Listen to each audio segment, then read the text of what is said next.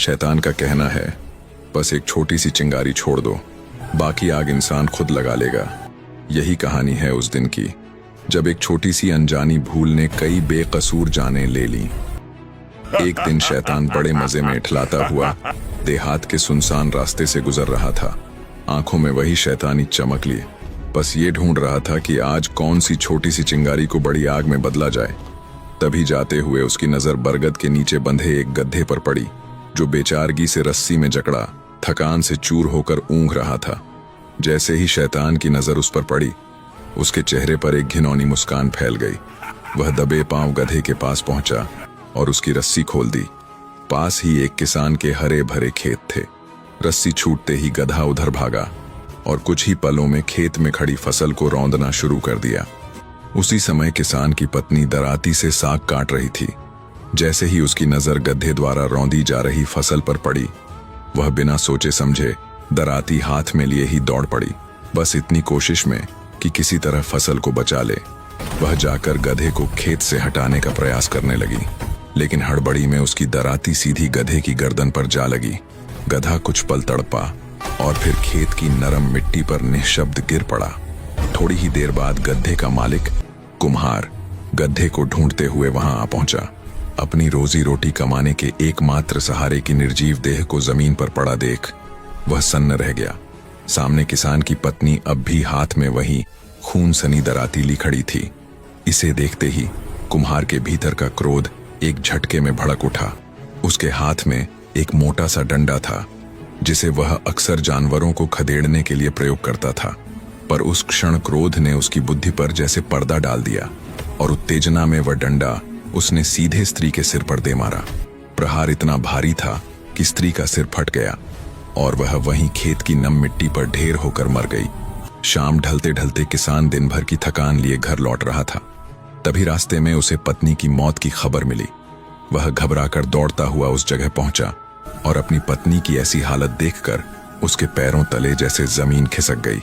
क्रोध और सदमे से जूझते किसान ने अचानक कंधे से झूलती पिस्तौल निकाल ली, जिसे वह जंगली जानवरों से बचाव के लिए रखता था, और बिना कुछ पूछे बिना कुछ समझे उसने गधे के मालिक कुम्हार पर गोली चला दी।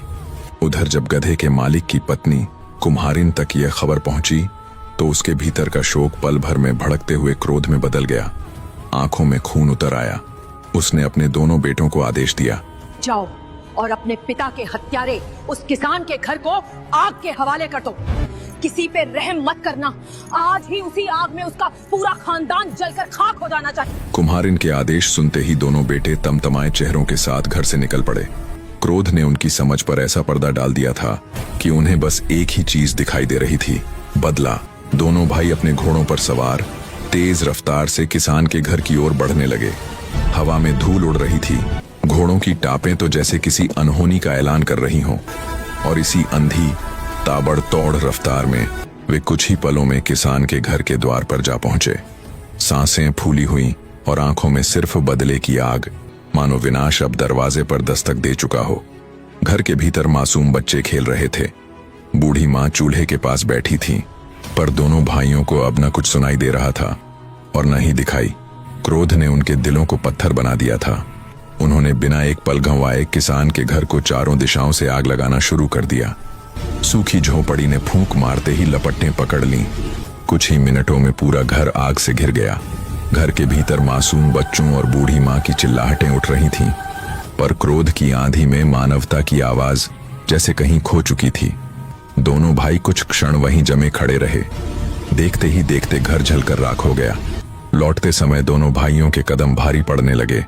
अब वह मासूम बच्चों की चीखें, वह रोती कांपती आवाजें उनके कानों में हथौड़े की तरह बजने लगीं। जिन आवाजों को उन्होंने गुस्से में अनसुना कर दिया था, अब वही आवाजें उनके दिल पर नाखून गड़ाने लगीं। वे सीधे उसी बरगद के पेड़ के नीचे पहुंचे जहां से यह विनाश का सिलसिला शुरू हुआ था। वहीं बरगद की काली छाया में शैतान चुपचाप बैठा था। पश्चाताप से भरी आंखों के साथ दोनों भाइयों ने पूछा, तूने हमसे ऐसा क्यों करवाया? शैतान ने कंधे झटक कर शांत भाव से उत्तर दिया, मैंने क्या किया? कुछ भी तो नहीं किया सिवाय गधे को खोलने के। दिमाग के ढीले इंसान, बाकी का हंगामा तो तुम सबके भीतर ही दबा पड़ा था।